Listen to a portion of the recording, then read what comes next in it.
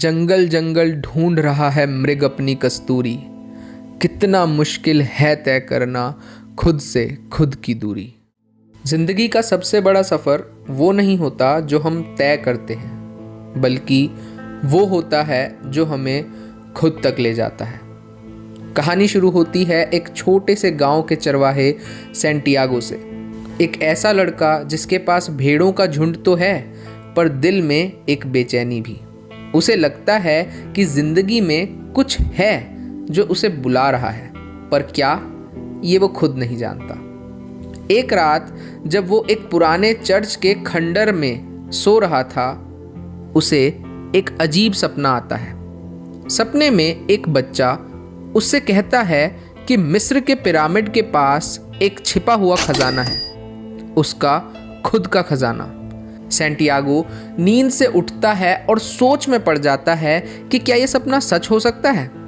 अगले दिन वो एक बूढ़ी जिप्सी औरत के पास जाता है ताकि वो उसके सपने का मतलब बता सके। औरत कहती है, अगर तू अपना सपना सच मानता है तो जा, मिस्र के पिरामिड्स के पास तेरा खजाना तेरा इंतजार कर रहा है। वो मुस्कुराती है और कहती है, बस बदले में जब तुझे खजाना मिले तो मुझे उसका 10वां हिस्सा दे देना। सैंटियागो हंस पड़ा, पर कहीं ना कहीं उसके भीतर एक हल्की सी चिंगारी जल उठी। उसी दिन सैंटियागो की मुलाकात होती है एक रहस्यमयी बूढ़े आदमी से, जो खुद को सेलम का राजा बताता है। वो सैंटियागो से कहता है कि हर इंसान की जिंदगी में एक ऐसा पल जरूर आता है जब उसे अपना पर्सनल लेजेंड पहचानना होता है। वही उसका मकसद होता है और उसका असली रास्ता भी। सैंटियागो को समझ नहीं आता कि ये पर्सनल लीजेंड क्या है। तब वो बूढ़ा आदमी मुस्कुराता है और कहता है कि जब तुम किसी चीज़ को सच्चे दिल से चाहते हो ना, तो ये पूरी कायनात तुम्हें उससे मिलाने में लग जाती है। यही वो पल होता है जब सैंटियागो अपनी पूरी हिम्मत जुटाकर अपनी भेड़ों को बेच देता है और निकल पड़ता है अपने सपने के पीछे मिस्र की ओर। वो समुद्र पार कर टैंजियर मोरक्को पहुंचता है, पर वहां पहुंचते ही उसके सारे पैसे चोरी हो जाते हैं। एक पल के लिए उसका दिल टूट जाता है। उसे लगता है कि उसने बहुत बड़ी गलती कर दी है, पर फिर उसे याद आती है उस बूढ़े व्यक्ति की बात कि पर्सनल लीजेंड तक का रास्ता आसान नहीं होता। सैंटियागो एक क्रिस्टल की दुकान में काम करने लगता है। महीनों तक वो वहाँ मेहनत करता है, दुकान की बिक्री बढ़ाता है और थोड़े थोड़े पैसे जमा करता है। धीरे धीरे उसे समझ आता है कि हर सफ़र का एक मकसद होता है और हर मुश्किल हमें कुछ सिखाने आती है। वो सीखता है कि जो भी काम तुम प्यार से करते हो, उसमें ब्रह्मांड तुम्हारा साथ देता है। क्रिस्टल की दुकान में काम करते हुए वो एक बार फिर अपने सपने को याद करता है, पिरामिड्स और वहां पर दबा खजाना। वो फैसला करता है कि अब उसे आगे बढ़ना चाहिए। सैंटियागो एक कारवां में शामिल हो जाता है जो सहारा रेगिस्तान पार कर मिस्र की ओर जा रहा होता है। रास्ते में उसकी मुलाकात होती है एक अंग्रेज आदमी से जो एल्केमी सीखना चाह रहा था, यानी धातु को सोने में बदलने की कला। वो उसे बताता है कि असली एल्केमी सिर्फ धातु बदलने की नहीं, बल्कि खुद को बदलने की कला है। रास्ते में युद्ध छिड़ जाता है, कारवां को रुकना पड़ता है और वो एक ओएसिस में शरण लेते हैं। वहीं सैंटियागो की मुलाकात होती है फातिमा से, एक खूबसूरत और सच्चे दिल वाली लड़की जिससे वो पहली नज़र में ही प्यार कर बैठता है। फातिमा उसे कहती है कि अगर तुम्हारा सफ़र सच्चा है तो मैं तुम्हारा इंतज़ार करूँगी।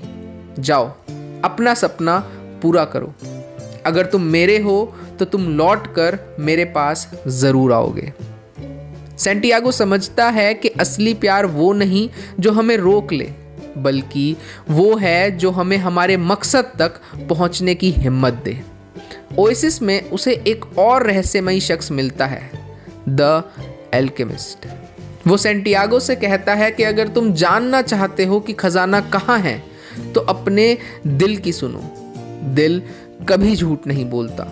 वो उसे सिखाता है कि एल्केमिस्ट बनने का मतलब है उस सोने को खोजना जो दुनिया में नहीं बल्कि अपने भीतर छिपा है। द एल्केमिस्ट सैंटियागो के साथ रेगिस्तान के उस पार निकल पड़ता है। वो उसे सिखाता है कि डर को हराना सबसे बड़ी जीत है। एक जगह सैंटियागो को दुश्मनों के सामने खुद को साबित करने के लिए हवा में बदलना पड़ता है और वो ऐसा कर भी लेता है। और उस पल उसे एहसास होता है कि इंसान की सीमाएं सिर्फ उसकी सोच में होती हैं। आखिरकार सैंटियागो पिरामिड्स के पास पहुंच जाता है और खोदना शुरू करता है। मिट्टी, पत्थर, पसीना, पर कुछ नहीं मिलता। अचानक कुछ चोर वहां आते हैं और उससे पूछते हैं कि वो क्या ढूंढ रहा था। सैंटियागो हंसकर कहता है कि एक खजाना। चोर हंसते हुए कहते हैं कि हमने भी कभी एक ऐसा सपना देखा था कि किसी पुराने चर्च के खंडर में एक पेड़ के नीचे खजाना दबा पड़ा है, और फिर चले जाते हैं। सैंटियागो वहीं रेत में बैठा रह जाता है और अचानक उसे एहसास होता है कि वो चर्च वही जगह है जहां उसने पहली बार वो सपना देखा था। वो तुरंत वापस लौटता है उसी पुरानी चर्च में जहां वो पहली बार सोया था, और जब वो पेड़ के नीचे खुदाई करता है उसे सचमुच एक खजाना मिलता है। पर अब ये खजाना सिर्फ सोना नहीं, ये समझ है, ये एहसास है कि असली सफ़र बाहर नहीं भीतर की ओर होता है। वो मुस्कुराता है और कहता है कि मेरा खजाना यही था हमेशा से, और फिर आसमान की ओर देखकर फुसफुसाता है कि शुक्रिया ब्रह्मांड मेरे दिल की सुनने के लिए। तो दोस्तों, इस कहानी का सार यही है कि इस ज़िंदगी में हर किसी का एक सपना होता है, एक पर्सनल लीजेंड। कई लोग डर या शक के कारण उसे छोड़ देते हैं, पर जो लोग अपने दिल की सुनते हैं वही आखिर में अपने असली खजाने तक पहुंच पाते हैं। कभी कभी सफ़र लंबा होता है, रेत से भरा, मुश्किलों से भरा, पर हर कदम तुम्हें खुद के करीब ले जाता है। और याद रखें कि जब भी तुम किसी चीज़ को सच्चे दिल से चाहते हो ना, तो ये पूरी कायनात तुम्हें उससे मिलाने में लग जाती है। तो दोस्तों, अगर आपको ये कहानी और इसका संदेश अच्छा लगा हो तो वीडियो को लाइक करें, अपने दोस्तों के साथ शेयर करें और कमेंट में बताएं कि आपकी ज़िंदगी का सपना क्या है। और हाँ, सब्सक्राइब ज़रूर करें मेरे चैनल मोहित रीड्स को, ताकि आपको हर आने वाली ऑडियो बुक समरी और प्रेरणादायक कहानी की जानकारी सबसे पहले मिले। धन्यवाद।